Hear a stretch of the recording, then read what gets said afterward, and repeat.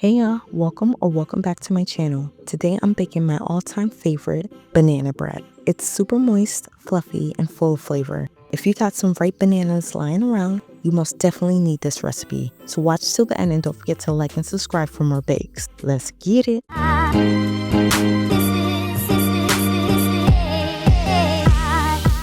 If you're new here, my name is Sonia Francis, and today I'm showing you how to elevate your banana bread. You'll need some all-purpose flour, dark brown sugar and white sugar,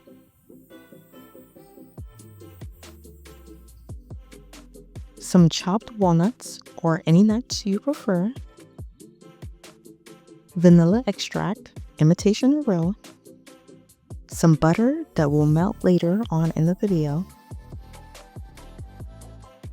cinnamon and nutmeg for the flavor boost, baking soda, baking powder,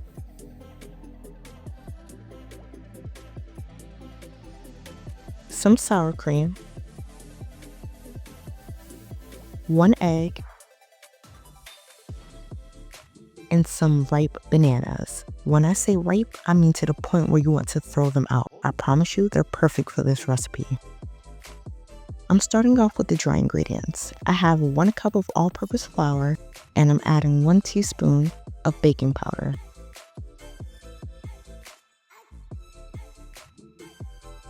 Next, I'm adding my baking soda. I used about 1/2 teaspoon. This will help give the bread a soft, tender crumb while balancing the flavors.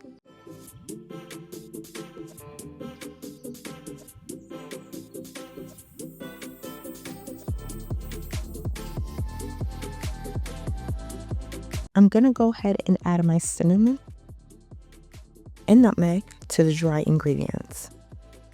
I think 1 teaspoon is the perfect amount, but you know what you like, so go ahead and make that decision for yourself. I'm combining the ingredients with a whisk, making sure I mix everything together so it's evenly dispersed.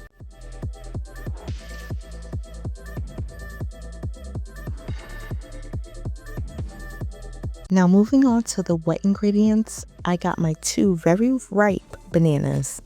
The reason I let it get this ripe is because I want to optimize the benefits of the bananas. It creates that moistness within the bread and strong banana flavor that you can't deny, as well as that extra natural sweetness.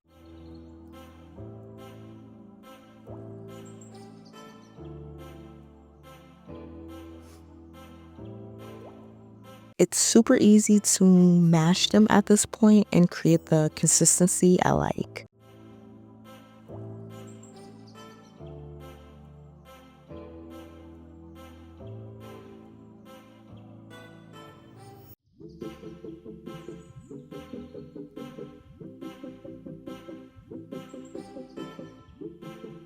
After that, I want to focus on my sugar and melted butter next.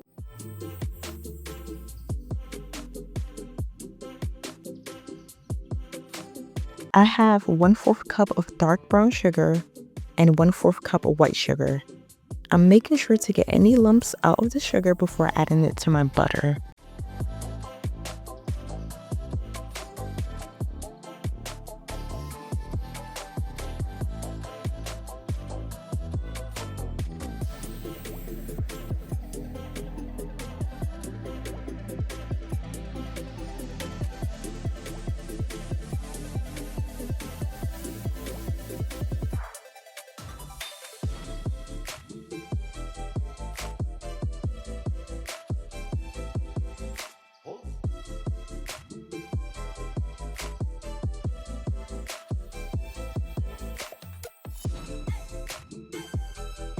Once I combine them, I add the mixture to my bananas, making sure I get every single bit of that goodness into the mixture.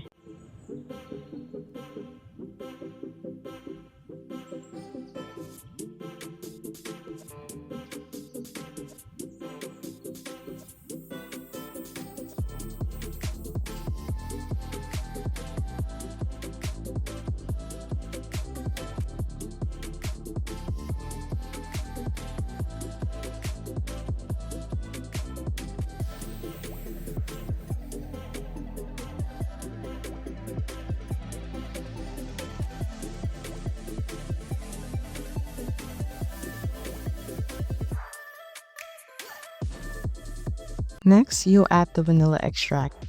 I used 2 teaspoons for this recipe. This isn't a necessary step, but I believe it helps with the flavor profile. Of course, you can use whatever extract you like. I was tempted to add a little bit of rum extract, but I was like, maybe I'm doing too much.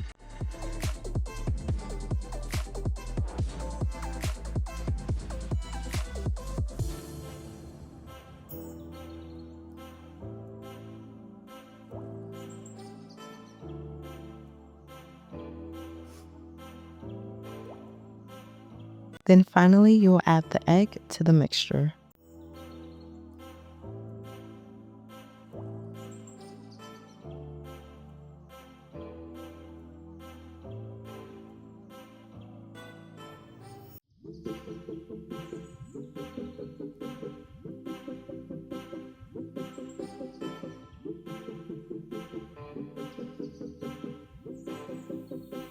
Now it's time to combine the dry ingredients with the wet. The key here is to add it in increments. So a little here, a little there, until it's all been added.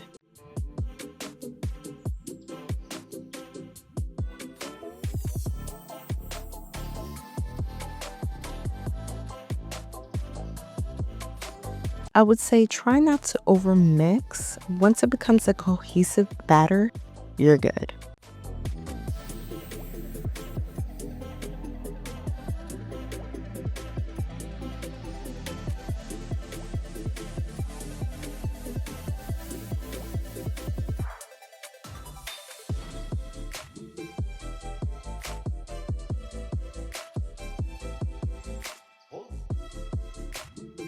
This is where you'll throw in your add-ons. For me, I'm using 1/4 cup of walnuts. For this recipe, I want it to be somewhat traditional in a way.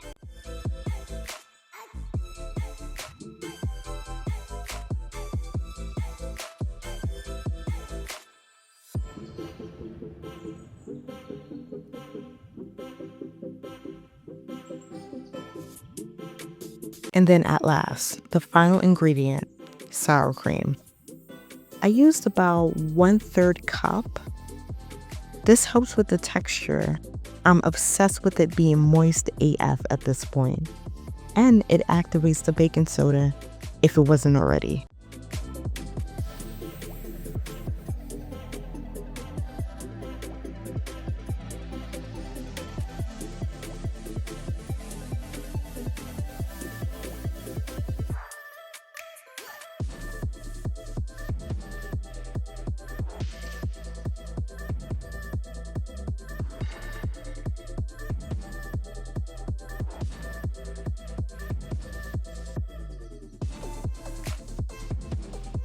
Your batter should be looking like this. Of course, tweak the ingredients to your liking. I like to grease my pan with butter, but you can use oil or baking spray, whatever floats your boat. There is no wrong answer here, obviously.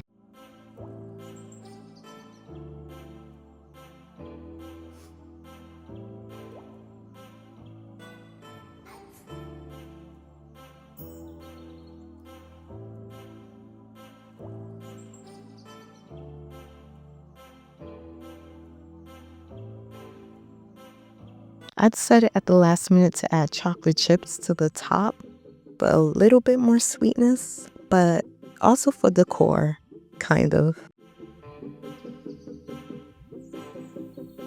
I'm baking this at 350 degrees Fahrenheit for about 45 to 50 minutes. In the meantime, I thought it would be dope to make a cream cheese spread. I mean, it was begging to be made. You'll need some cream cheese, whatever brand of honey you use, some more vanilla, and then some soft butter. And you'll need some powdered sugar. All of this is pretty self-explanatory, but I creamed 4 ounces of cream cheese with 1 tablespoon of butter. I love for the texture to be sort of velvety, so I beat it for about 5 minutes on medium.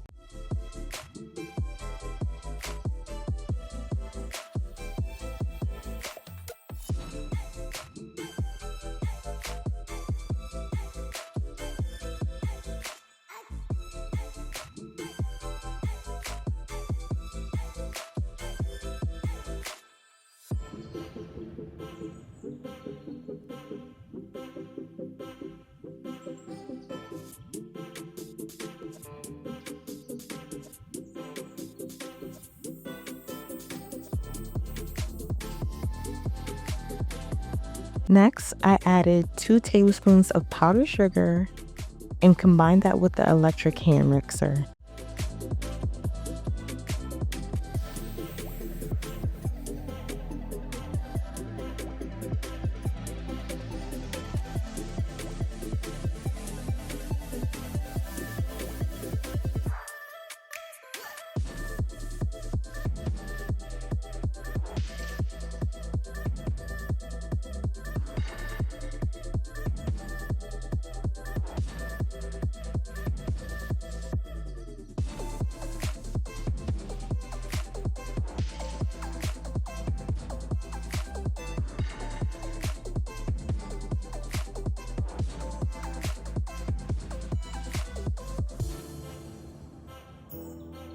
For the finishing touches, I added 1 teaspoon of vanilla extract and probably like 2 tablespoons of honey.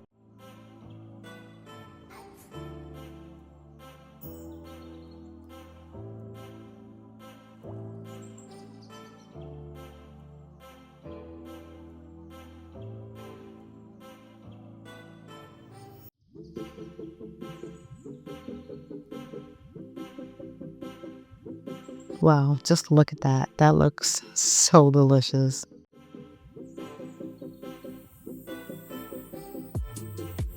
Here is what the banana bread looks like straight out the oven. I think this recipe is perfect for a small household. I'm talking like 2 to 3 people at most. The good news is you can scale this recipe to however many people you like.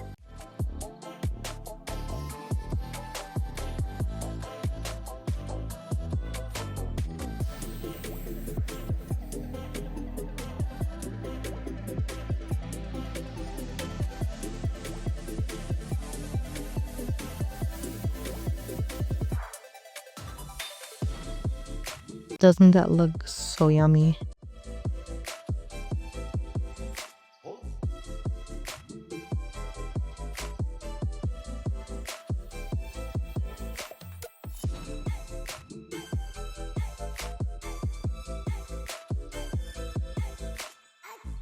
I mean, this banana bread was so good. Like, if you don't make this recipe, you are missing out. I'm telling you.